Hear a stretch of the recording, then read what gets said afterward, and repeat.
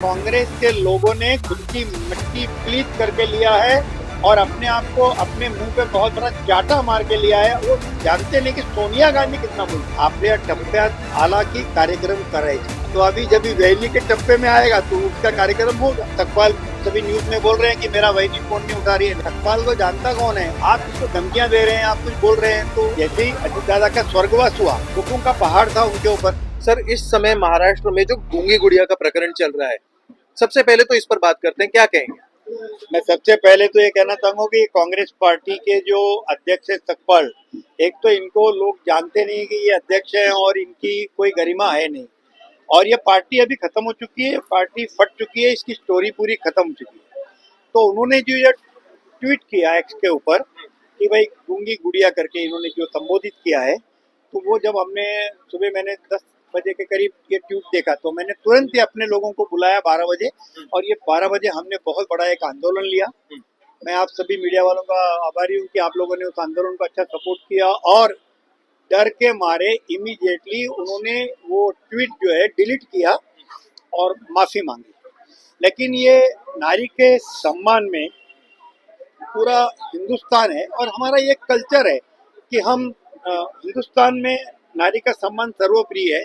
राष्ट्रवादी Congress party में अजीत दादा का ये हर समय रहा है कि एजेंडा रहा है महिलाओं को जो मिलना चाहिए उनका अधिकार, वो अधिकार कहीं महिलाओं को मिला है तो ये अजीत दादा पवार राष्ट्रवादी कांग्रेस पार्टी के कारण मिला है।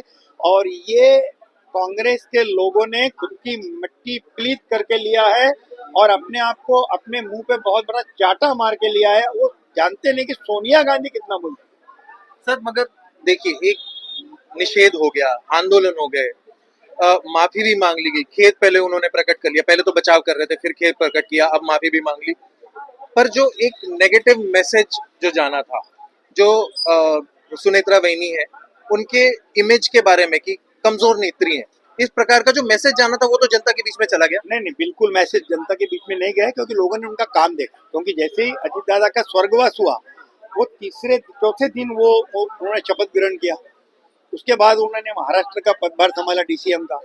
उन्होंने पार्टी को संभाला, उन्होंने आमदारों को संभाला, उन्होंने मंत्रियों से बातचीत की, उन्होंने पूरा संगठन संभाला, हम सबको संबोधित किया।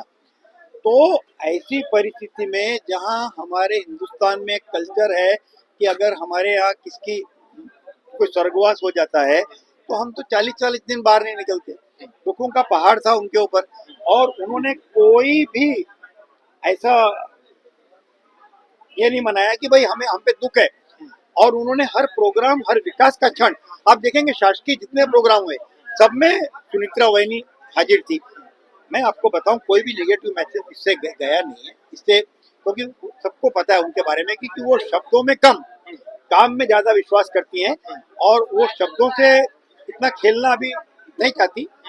और उनकी एक धारणा है कि बहुत जो बोलता है, बोलता बुआ जो होता है, बहुत ज्यादा बोलता है, वो काम नहीं करता है। सर, तो यानी आप जैसे कह रहे हैं कि वहिनी एक प्रकार से चुप रह के अपने काम के माध्यम से बात करना चाह रही। मैंने बिल्कुल कहा कि शब्द कम काम ज्यादा, तो वही उनका चलता है। लेकिन जब भी जवाब देना होगा बिल्कुल वो जवाब देंगी। और उन्होंने अभी सतपाल जी का फोन था उनको, मुझे लगता है सतपाल सभी न्यूज में बोल रहे हैं कि मेरा वही फोन नहीं उठा रही है, लेकिन वो व्यस्त है कामों में, काम में व्यस्त होगी इसीलिए उनका फोन नहीं उठाया होगा। और फिर ये सतपाल को जानता कौन है? उनके पास उनका नंबर भी नहीं होगा। तो ऐसा ये कांग्रेस पार्टी के बारे में मैं कहना चाहूंगा कि ये खुद को खत्म कर रही है और दूसरा कुछ नहीं है। बीच में वहिनी का एक कमेंट भी आया कि समय आने पर बताऊंगी। नहीं, बिल्कुल कोई भी समझदार आदमी ये कहता है कि मैं समय पे बताऊंगा तो, क्योंकि समय पे ही बताया जाता है। समय के पहले बोल के कुछ ढकोसले देने की कोई जरूरत नहीं है। आप इसको धमकियां दे रहे हैं, आप कुछ बोल रहे हैं तो आपकी खुद की छवि खराब होती है।